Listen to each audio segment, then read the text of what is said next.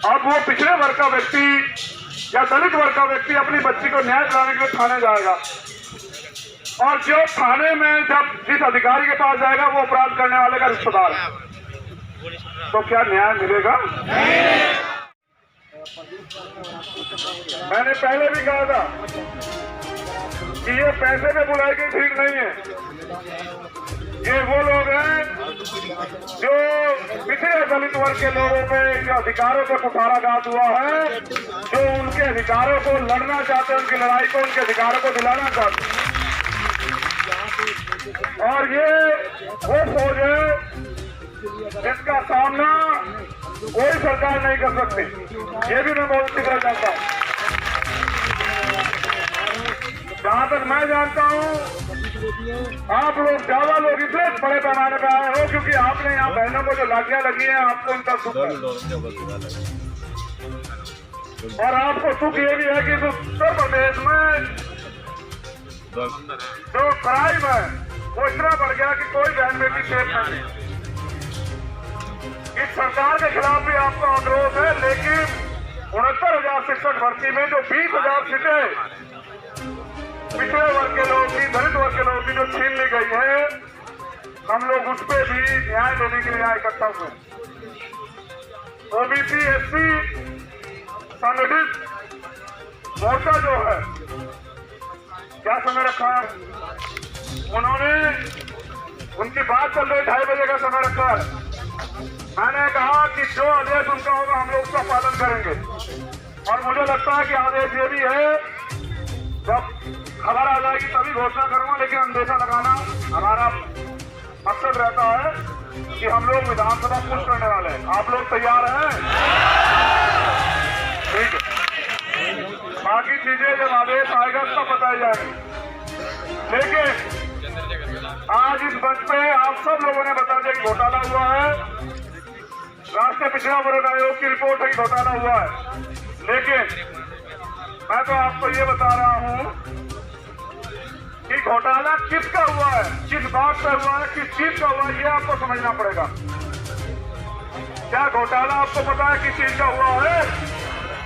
अधिकार का। किस चीज का हुआ है घोटाला? अधिकार का। आरक्षण।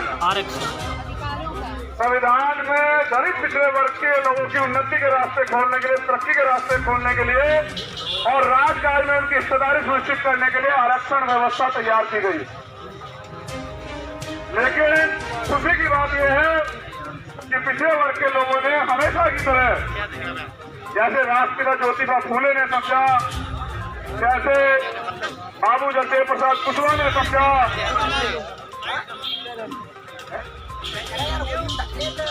जैसे रामस्वरूप वर्मा जी ने समझा, जिन्होंने कहा कि जिंदा कौम 5 साल इंतजार नहीं करती। तो जब उन्होंने समझा और उन्होंने इस बात का आंदोलन शुरू किया, तो ये दलित वर्ग के लोग हैं, ये तो हमेशा से संविधान के समर्थन में और समता, समानता, बंधुत्व, भाईचारा, समता मूलक समाज के स्थापना के लिए हमेशा तैयार रहते हैं।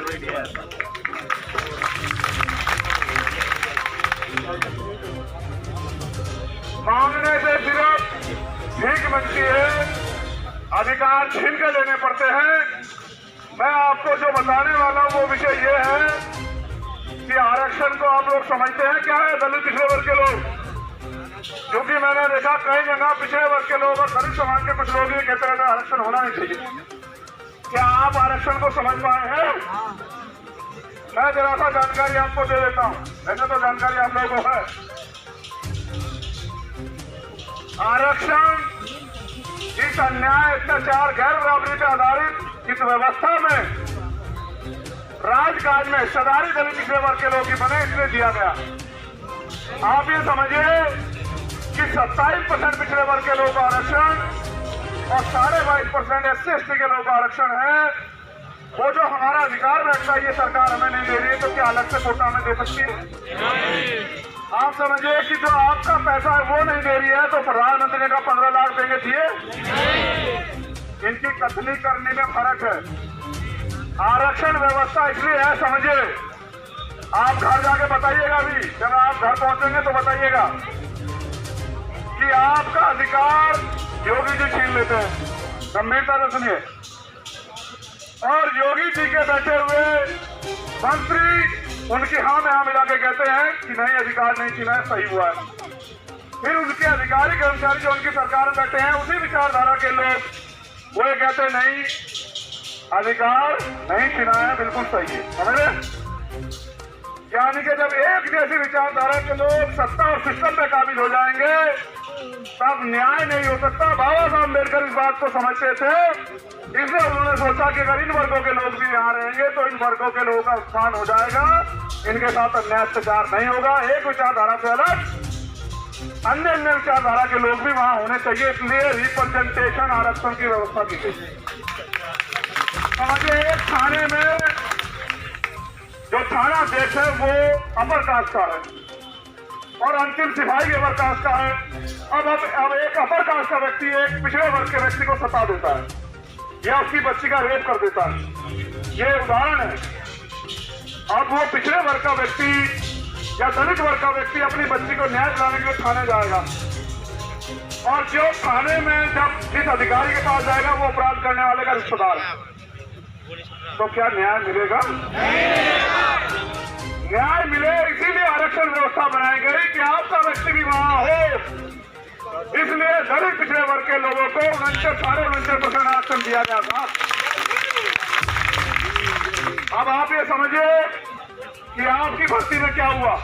आपकी भर्ती में 20,000 पदों पे घोटाला हुआ, लेकिन आपने सरकार से पूछा, उन्होंने क्या कहा?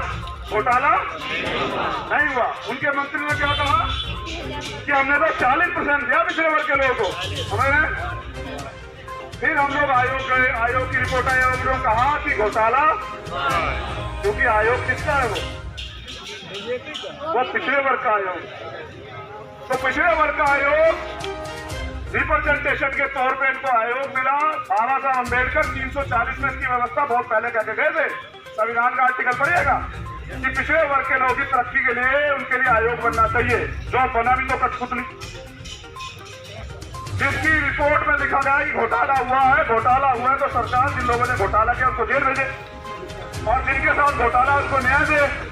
ऐसा ना करने की बजाय सरकार 78 दिन से हमारी परीक्षा ले रही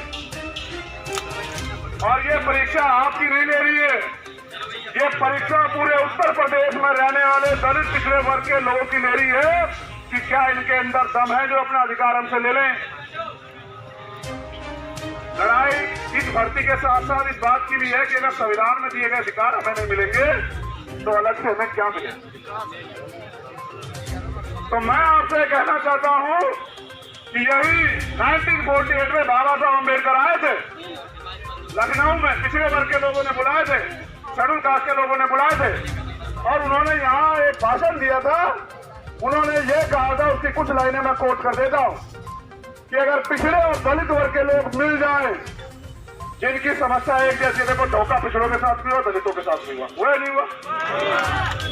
तो बाबा साहब अम्बेडकर ने कहा जिनकी समस्या एक जैसी है, जिनके साथ दिक्कत एक जैसी है, जिनके अधिकारों पे एक जैसे लोग वो कर रहे हैं, आज आपको समझ आया कि आपके समर्थन में कौन है और विरोध में कौन है। समझ आया आपको पिछड़े और दलित वर्ग के लोगों की आपका समर्थन कौन कर रहा है और आपका विरोध कौन कर रहा है। ऐसे ही जब पिछड़े वर्ग के लोगों को मंडल कमीशन का प्रावधान आया, मंडल कमीशन लागू हुआ, उसकी सिफारिश 2 सिफारिशें लागू हुई, ऐसे ही दलित वर्ग के लोगों ने बढ़ चढ़ के हिस्सा लेके लाठियां खाई, गोली खाई, लेकिन ये सोचा कि हमारा पिछड़ा नहीं, हमारा बिछड़ा हुआ भाई है, हम एक परिवार के लोग हैं, इनको इनका अधिकार मिलना चाहिए। तो ये बाबा साहब अम्बेडकर ने लखनऊ की धरती पे कहा। पंच की सरकार उस समय हुआ करती थी कि अगर ये लवलेश मेरा भाई यहाँ जो सामने खड़ा हुआ है कि अगर पिछड़े और दलित वर्ग के लोग एकजुट हो जाएं और अपनी समस्याओं के निराकरण के लिए, अपने अधिकारों के लिए संयुक्त मोर्चा बना लें, तो ये जो अपने आप को तथाकथित ऊंची जाति के लोग कहते हैं, आपके जूतों के फीते बांधने में भी अपने आप को गौरवान्वित कहते हैं। क्योंकि अगर आप लोग एकजुट हो जाओ तो ये प्रधान नहीं बना सकते। ये आपकी वोटों पे प्रधान बनाते हैं, आपकी वोटों पे बीडीसी बनाते हैं, जिला पंचायत बनाते हैं, विधायक बनाते हैं, एमपी बनाते हैं और बन के ये आप लोगों का गला काटने का काम करते हैं। ये बात आज मैं समझाने के लिए यहाँ हूँ। पूरे प्रदेश में ट्राई कर रहे हैं। मैं 2 दिन आ रहा, 3 दिन मैंने देखा कि भूखे प्यासे मेरे भाई मेरी बहनें डटी रहती हैं। जो लोग हमारे 78 दिन के आंदोलन को नहीं सुन रहे, वो क्या घर बैठे हमें नौकरी दे देंगे? तो मैं बस आपको यही बता रहा हूँ मेरी बहनों, ये जब हम धर्म की बात करते हैं, राष्ट्रवाद की बात करते हैं, हम तो करते नहीं, यही करते हैं। हम तो मानते हैं कि इंसान का सबसे बड़ा धर्म है वो है इंसानियत। अगर उसे किसी के तकलीफ होने पे तकलीफ होती हो, अगर उसे किसी पशु के भी बीमार परेशान या तकलीफ में होने तकलीफ होती है तो वो इंसान है। महिलाएं बहनें बेटियां तो अलग की बात है, धर्म जाति तो अलग की बात। लेकिन भाजपा के नेता राष्ट्रवाद का नारा लगाते नहीं लगाते? सुना आपने? लगाते नहीं लगाते? अब आप समझिए क्या इनके राष्ट्रवाद में दलित पिछड़े हैं जो हमारा अधिकार छीन रहे हैं, यानी कि हमारी तरक्की का रास्ता रोक रहे हैं। भाई अगर आपको नौकरी मिलेगी, शिक्षक बन जाओगे तो समाज के लोगों को पढ़ाओगे नहीं पढ़ाओगे? और पढ़ाओगे तो अपने बच्चों को, अपने भतीजों को पढ़ा लिखा के आगे बढ़ाओगे नहीं बढ़ाओगे? 20,000 भर्ती का मतलब है 1,000 लोग, 1,000 यानी कि 20,000 परिवार, 1 लाख लोग अगर आगे बढ़ेंगे, उनके पास साधन आएंगे, वो लोग पढ़ेंगे, डॉक्टर इंजीनियर बनेंगे, तो 10 लाख लोग तैयार होंगे। 10 लाख लोग, फिर उनको मौका मिलेगा तो 50 लाख लोग तैयार होंगे। ये तरक्की पीढ़ी दर पीढ़ी चलती रहती है। तो इसलिए ये राष्ट्रवाद की बात करता, मैं ये पूछना चाहता हूं आप लोगों से, इस राष्ट्रवाद में दलित पिछड़े कहां हैं? और अगर दलित पिछड़े राष्ट्रवाद में है तो फिर इनकी तरक्की के रास्ते क्यों रोक रहे हो? दलित पिछड़े राष्ट्रवाद में सिर्फ और सिर्फ चुनाव के समय हिंदू बनाने के लिए यूज होते हैं और चुनाव के बाद वो दलित पिछड़े होके सड़कों पे लाठियां खाते जैसे आज हमारे लोग खाते। इनके क्योंकि राष्ट्र पता समझते हैं, राष्ट्र दीवारों से नहीं बनता, राष्ट्र धर्म से नहीं बनता है, राष्ट्र जो है पेड़ों से नहीं बनता, राष्ट्र बनता है लोगों से। और राष्ट्र तब आगे बढ़ता है जब उस राष्ट्र में रहने वाला अंतिम व्यक्ति भी तरक्की कर रहा होता है, वो भी मुख्य धारा में आ रहा होता है। तो जिस मुख्य धारा दलित पिछड़े वर्ग के लोग कट जाएंगे तो वो राष्ट्र आगे बढ़ जाएगा। एक वर्ग के ऊपर क्या आप राष्ट्र को आगे बढ़ा लोगे? अभी मैं डिबेट सुन रहा था, उसमें एक बीजेपी के प्रवक्ता ये कह रहे थे कि सारे संशोधन करके बना दो कि दलित वर्ग के और पिछड़े वर्ग के लोगों को, दलित को कहता दलित को पीटते हुए जाके उसको वही, लेकिन वो कह रहा था कि एक संविधान संशोधन करवा दो, पिछड़े वर्ग के लोग ही नौकरियां लेंगे, स्वर्णों को रोक दो। मैं कह रहा हूं आप जातिगत जनगणना होने तो दो सर, आपको पता लग जाएगा कि किसने किसका अधिकार छीना हुआ, कौन किस चीज पे कितना काबिल है। क्या दलितों का अधिकार दलितों ने छीना या पिछड़ों का अधिकार पिछड़ों ने छीना? या दलित पिछड़ों का अधिकार आप 15% लोगों ने छीन रखा है और दलित पिछड़े वर्ग के लोग रोटी रोटी से मोहताज हो रहे हैं उत्तर प्रदेश के अंदर और देश के अंदर। तो मैं बता रहा हूं कि राष्ट्र भावनाओं से नहीं बनता और राष्ट्र सीटियां बजाने से भी नहीं बनता सर, राष्ट्र तालियां बजाने से भी नहीं बनता। राष्ट्र बनता है राष्ट्र में रहने वाले लोगों के लिए रास्ते बनाने से, उनको आगे बढ़ाने से। तो बाबा साहब अम्बेडकर 1948 में ये कह गए हैं कि पिछड़े और दलित वर्ग के लोग जो जाति बना के इस तरह तोड़े गए हैं कि वो सोचते हैं ये मुझसे नीचे और मैं उससे ऊपर, वो मुझसे नीचे मैं उससे ऊपर, और हर आदमी अपने से ऊंचे वाले के साथ संबंध बनाना, भाईचारा बनाना, बैठना, खाना पीना पसंद करता है। अगर ये जातियों में बटे दलित और पिछड़े वर्ग के लोग इकट्ठे हो जाए तो वो दिन दूर नहीं कि इस देश में तमाम तरह की व्यवस्थाओं पे आपका कब्जा हो जाएगा, और जिस दिन आपका कब्जा होगा उसी दिन आपकी बात होगी। ये कहते हैं बहनें यहाँ बैठी हुई हैं महिला सुरक्षा, आप मुझे बताओ क्या उत्तर प्रदेश में महिला सुरक्षित है? तो फिर ये महिला सुरक्षा का झूठा नारा क्यों लगाते हैं? इनके नारे खोखले हैं, इनके नारों में सच्चाई नहीं है। अगर सच्चाई है तो इनके एक नारे में कि सबका साथ और दलित पिछड़ों का विनाश, यही सच्चाई है। तो मेरे बाद और भी लोग बोलेंगे, उसके बाद मैं भी एक बार बोलूंगा, क्योंकि हम तो आंदोलनकारी है। आज हम यहाँ लीडर नहीं है, मगर मैं आपसे भी कहना चाहता हूँ, जो लोग आगे बैठे हैं वो ये भी सोचे कि आपके पीछे भी कुछ लोग बैठे हैं, वो भी आपके भाई हैं। फोटो और इन तमाम तरह की चीजों पे ध्यान ना देके ये आंदोलन हम लोग कैसे जीते और ये 20,000 सीटें हमारे भाइयों को बहनों को कैसे मिले और उत्तर प्रदेश में दलित पिछड़े वर्ग के लोगों का भला कैसे हो। और ये सरकार कब तक जो है हमारी लाशों पे खुश होती रहेगी, ये हमें सोचना। आपको याद है हमारा एक बच्चा उसमें कूदा था, आज तक भी नहीं मिला। क्या सरकार ने ढूंढवाया? सरकार चाहती है कि आंदोलन कर करके मर जाए, कम हो जाएगी कुछ आबादी इनकी, तो लड़ेंगे फिर हमसे कैसे? हम पे तो सात संसाधन है। जब भी हमसे लड़ने आएंगे तो इनको पुलिस से पिटवा देंगे। तो इसलिए हम लोग नारे लगा रहे हैं कि तुम पुलिस बुलाओ, हम लेके रहेंगे। समझ रहे हो?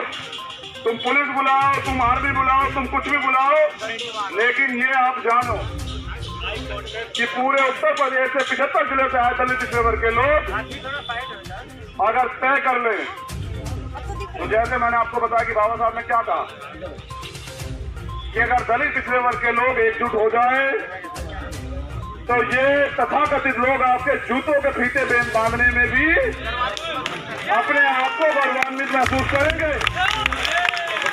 अभी मुझसे कोई कह रहा था कि फलाना आदमी क्या कि यहाँ से उनको भेज दो। अरे मैं कह रहा हूँ भाई, बाबा साहब अम्बेडकर ने संविधान बनाया, धार्मिक आजादी दी और ये कहा कि संविधान लागू होने के बाद जो भी व्यक्ति यहाँ है वही देश का नागरिक है। मैं नहीं कहता किसी को बाहर चले जाओ, सब लोग यही रहे, लेकिन अपनी जो वो कुटिल चालें हैं, स्वार्थ है, अन्याय अत्याचार, झूठ है, हर एक को अलग करके भाईचारा बना के रहे और जिसकी जितनी हिस्सेदारी व्यक्ति है वो थे। अब दलित और पिछड़े वर्ग की हिस्सेदारी बैठती है 75%। 75% मिलना चाहिए। मैं उस दिन भी कह रहा था सीबीआई का हेड कौन? इनका आदमी। आईबी का हेड कौन? इनका आदमी। इनकम टैक्स का हेड कौन? इनका आदमी। ईडी का हेड कौन? इनका आदमी। और फिर सरकार इनकी तो वहीं बैठ के हमारे दलित पिछड़े के नेताओं को सताते रहते हैं। वो कुछ बोलते आज यहाँ क्यों नहीं आए पता आपको? इसलिए नहीं आया कभी ईडी का छापा ना पड़ जाए, सीबीआई का छापा ना पड़ जाए, इनकम टैक्स वाले ना आ जाए। और मैं इसलिए कहता हूं कि हमारे ऊपर लगाओ सीबीआई, ईडी, इनकम टैक्स, हम पे कुछ है ही नहीं, खाली जेब वाले हैं। तुम्हारी सीबीआई, ईडी, इनकम टैक्स को देखेंगे। लेकिन मैं ताली बजाने वाले समाज से भी कहना चाहता हूं कि क्या उत्तर प्रदेश में दलित पिछड़े वर्ग के लोग ऐसे ही मरते रहेंगे? क्या आपका खून नहीं खोलता? तो यहाँ लोकतंत्र में लड़ाई जो है ना वो वोट से भी लड़ी जाएगी।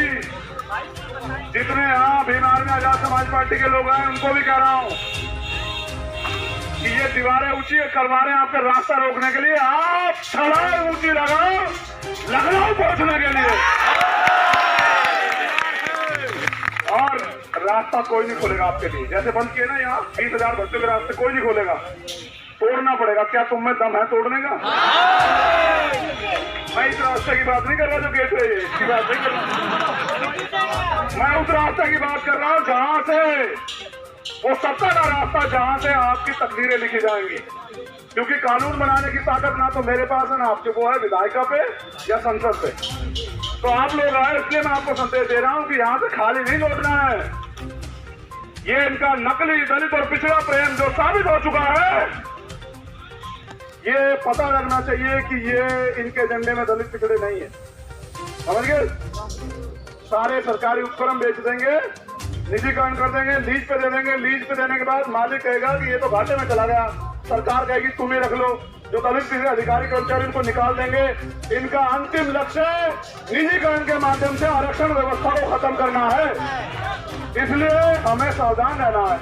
तो बहुत बहुत धन्यवाद, आभार। मैं फिर बोलूंगा 2:30 बजे जो फैसला आएगा 25 मिनट बाद आपको बताया जाएगा।